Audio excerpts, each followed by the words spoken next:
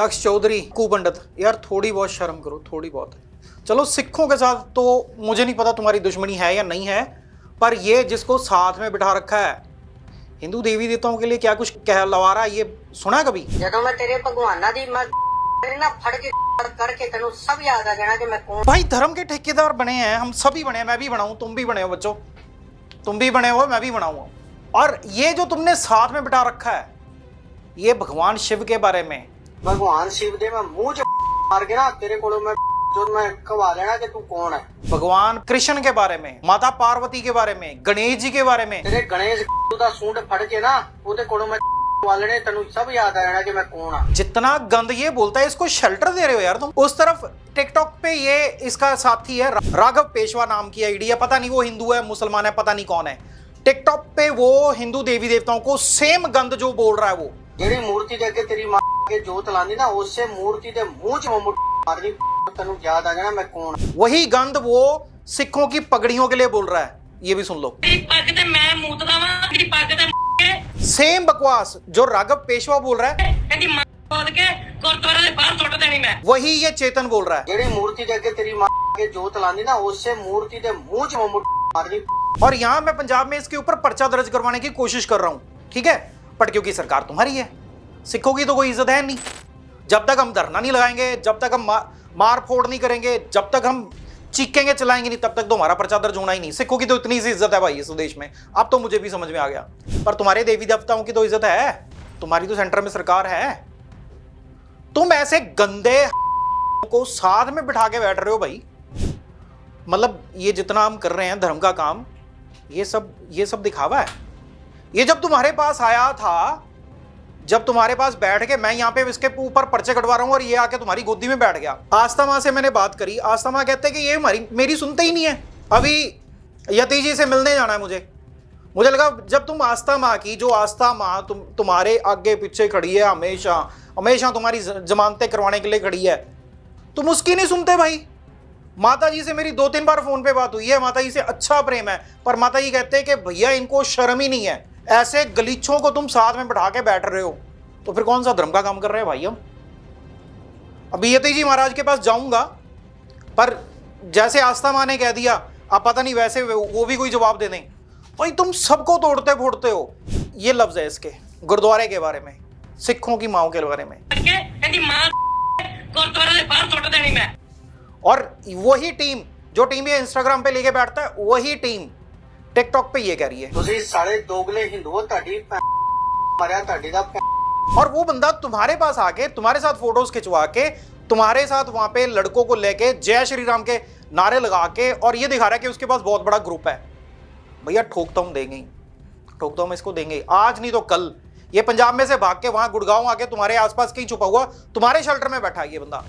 मतलब तुम इसको सपोर्ट कर रहे हो, अक्कू और दक्ष तुम इसको सपोर्ट कर रहे हो क्या?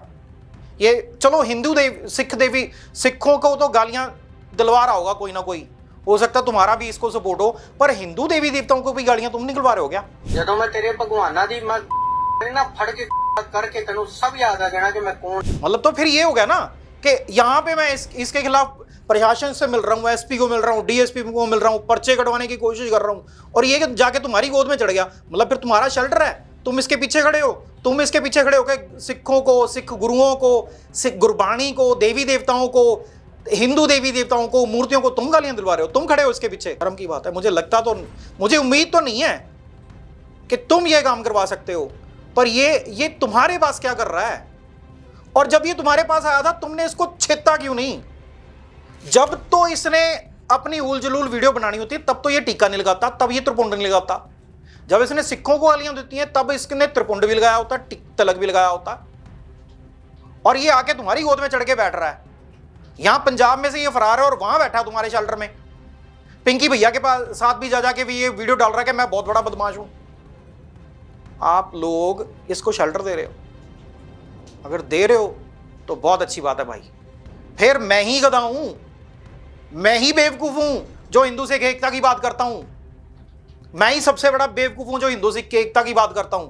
फिर ये नहीं होने वाला, ऐसे नहीं होने वाला। पगड़ियों में मूतने की बात कर रहा है।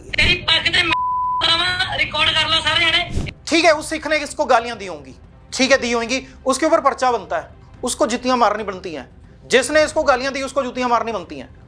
पर इसका मतलब ये है क्या कि ये कहेगा कि उसकी मां को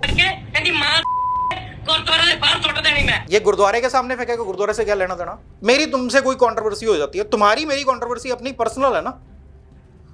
तुम मुझे 4 बातें बोल दो तो क्या मैं देवी देवताओं को गालियां देने लग जाऊंगा? या मैं तुम्हें अभी मैंने ये जो वीडियो करी है तो तुम क्या पीछे जो तुमने फोटो लगा रखी है गुरु गोविंद सिंह जी की, तुम गुरु गोविंद सिंह जी को गालियां देने लग जाओगे?